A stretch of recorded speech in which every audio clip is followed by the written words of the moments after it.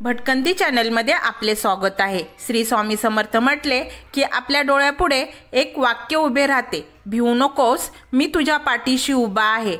तर सगळ्यांचे लाडके आराध्य दैवत लाखो लोक रोज स्वामींच्या नामाचा जप करतात आणि संकटात स्वामी भक्ताच्या हाकेला धावून येतात। फक्त स्वामींची मनापासून सेवा करतो ना, नामस्मरण करतो, त्याला संकटातून स्वामी बाहेर काढतात। याची प्रचिती अनेक भक्तांना आली। स्वामी म्हणतात, भिवू नकोस, मी तुझ्या पाठीशी आहे। स्वामींचा धावा जो मनापासून करतो त्याच्या मदतीला स्वामी धावून येतात। हम गया नहीं, जिंदा है असे सतत म्हणणारे स्वामी समर्थ आजही आपल्यात आहेत। 30 एप्रिल 1878 वार मंगळवार आणि याच दिवशी स्वामींनी हा नश्वर देह ठेवला। त्या दिवशी अक्कलकोट दुःखात बुडाले। हजारो भक्तांवर दुःखाचा डोंगर कोसळला आणि याच दिवशी अक्कलकोटला वडाच्या झाडाखाली नक्की काय घडले हा जो वृत्तांत आहे तो वृत्तांत पाहणार आहोत। हा वृत्तांत ऐकताना अक्षरशः डोळ्यातून पाणी येते बघा। त्यासाठी व्हिडिओ नक्की पहा आणि जास्तीत जास्त शेअर करा।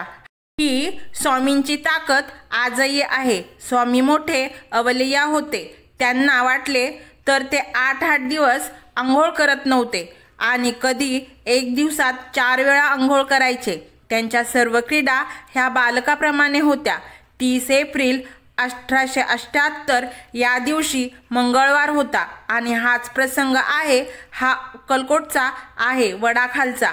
गेले 15 दिवस स्वामी विचित्र लक्षणे दाखवत होते। 12 दिवस झाले स्वामींनी अन्न घेतले नव्हते।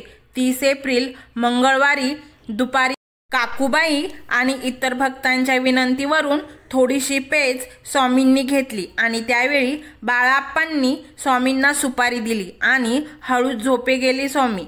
अक्कलकोट संस्थानाच्या राणीसाहेब तेथे उपस्थित होत्या। स्वामींनी थोडीशी पेज घेतल्याचे पाहून राणी साहेबांना आनंद झाला। आता आपल्या महाराजांना बरे नाही म्हणून त्या वाड्यात परतल्या। परंतु स्वामींच्या देहाची कल्पना असणारे समर्थ सेवेकरी बाळाप्पांना वेगळीच शंका होती मनात त्यांनी बाहेरील काही स्वामी भक्तांना तार करून बोलवून घेतले। त्यानुसार मुंबईचे केशव नाईक आपल्या मुलाला घेऊन अक्कलकोटला आले होते। त्यांनी पाहिले की सगळे अक्कलकोट दुःखात बुडाले होते। त्या देवभूमीवरती या देवभूमीचे जे वातावरण आहे ते गंभीर झाले होते। नगरातील सगळ्या लोकांच्या चेहऱ्यावरती दुःख दिसत होते, चेहरे पडले होते। आणि त्याच वेळी बघा, चोळाप्पांच्या मठातील भागीरथी गाय तिचे वासरू सारखा हंबरडा फोडत होते। त्याचा हंबरडा तो पाहत नव्हता। स्वामी वडाच्या झाडाखाली होते। दुपारी 1 वाजण्याच्या सुमारास त्यांनी आपल्या भक्तांना जवळ बोलवले आणि सांगितले, सगळ्या जनावरांना माझ्या समोर घेऊन या। स्वामींच्यावर प्रेम करणारी माणसे तर होती पण जनावरं पण होती। हे ऐकताच स्वामींचे सर्व सेवेकरी अस्वस्थ झाले। तरीही स्वामींची आज्ञा म्हणून सर्व जनावरांना त्या ठिकाणी आणण्यात आले आणि त्या दिवशी सर्व नैवेद्य जनावरांना टाका असे स्वामींनी सांगितले। माझी सगळी वस्त्रे या मुक्या जनावरांच्या अंगावर घाला असे स्वामींनी सांगितले। जणू त्या मुक्या प्राण्यांना त्या दिवसाची कल्पनाच आली होती। सर्व प्राण्यांचे डोळे पाणावले होते। त्या मुक्या प्राण्यांच्या डोळ्यातून पाणी वाहत होते आणि त्यावेळेला स्वामींनी जनावरांच्या पाठीवरून प्रेमाने हात फिरवला। स्वामींची प्रेमाची थाप परत भेटणार नाही म्हणून त्या जनावरांनी हंबरडा फोडायला चालू केले आणि त्यानंतर बघा, स्वामी समर्थ पलंगावरती बसले। स्वामींची ती विचित्र लीला पाहून लोकांच्या हृदयाचा ठोका चुकत होता। स्वामींनी आपल्या भक्ताला बोलवले। भक्ताने एक तक्का त्यांना दिला आधारासाठी आणि त्यावेळी श्रीपाद भटजींनी त्यांना व्यवस्थित बसवले आणि स्वामी त्या ठिकाणी स्वस्तिक आसनात स्थानबद्ध झाले आणि याच अवस्थेत स्वामी मागे टेकले। त्यांनी आपले नेत्र मिटवून घेतले आणि जवळच त्या ठिकाणी वैद्यराज होते। त्यातील एकाने स्वामींची नाडी पाहिली तर ती लागेना, तर तो वैद्य अस्वस्थ झाला आणि त्याचे गडबडणे पाहून वडाच्या झाडाखाली मोठ्याने आक्रोश चालू झाला।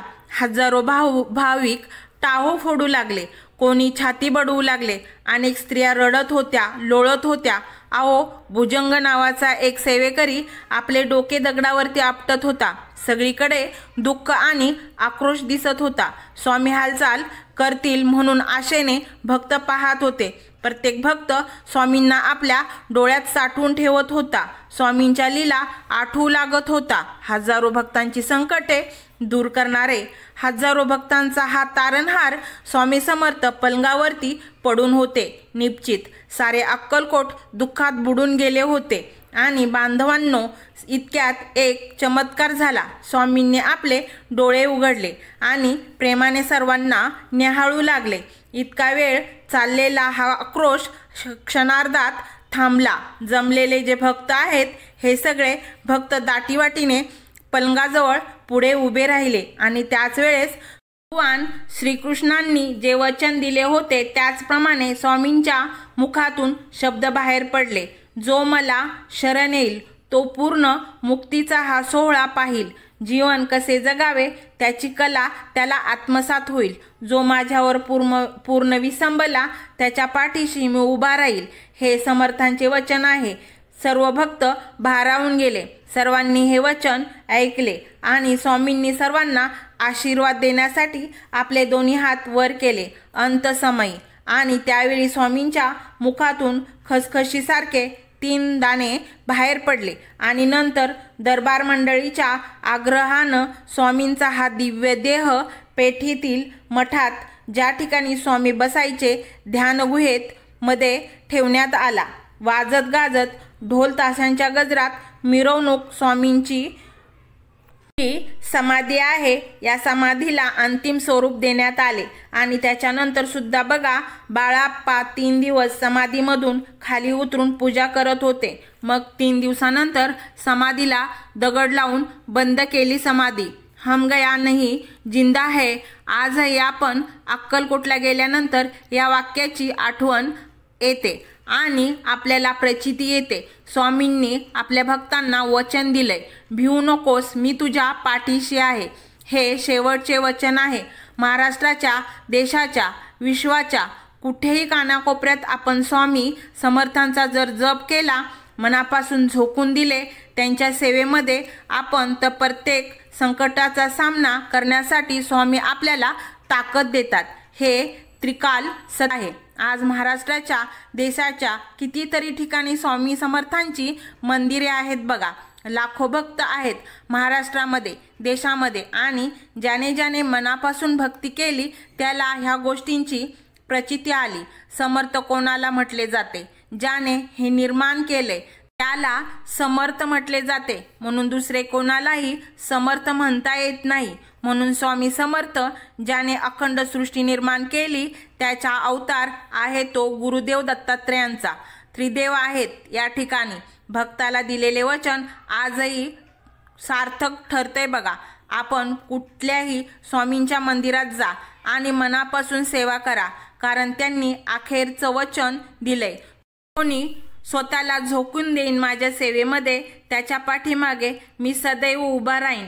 तर 30 एप्रिल या दिवशी अक्कलकोटमधील वडाच्या झाडाखाली हा घडलेला सगळा वृत्तांत आपल्याला जर आवडला असेल तर आमच्या चॅनलला नक्की लाईक, शेअर, सबस्क्राईब करा आणि एक छोटीशी कमेंट म्हणून स्वामी समर्थ लिहा। आणि व्हिडिओ आपण कुठल्या गावातून, शहरातून पाहत आहात त्याचे नाव नक्की लिहा, म्हणजे आम्हाला कळेल की हा व्हिडिओ कुठपर्यंत पोहोचला आहे। धन्यवाद।